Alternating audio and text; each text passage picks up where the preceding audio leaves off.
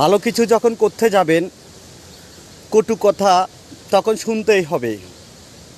আর এই কটু কথা শোনার পর যদি ধৈর্য ধরে কাজ করতে পারেন, তাহলেই সফলতা পাবেন।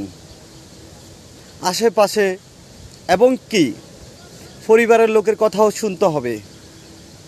আমি মনে করি, বলুক না, যে যেমন পারে, আর আপনিও আপনার মতন কাজ করুন, তাহলেই সফলতা পাবেন। যে কথা শুনে ধৈর্য ধরে থাকতে পারে, সেই সফল হতে পারে। ধৈর্য ধরে থাকুন আর কটু কথা শুনুন, কাজ করে যান। আশা করি ভালো কিছু অর্জন করতে পারবেন। এটা শুধু ফেসবুক নয়, ব্যক্তি জীবনেও সকল ক্ষেত্রে যখনই ভালো কিছু করতে যাবেন, যখনই আস্তে আস্তে সামনের দিকে এগিয়ে যাবেন, তখনই পিছ থেকে কিছু লোক আপনাকে টেনে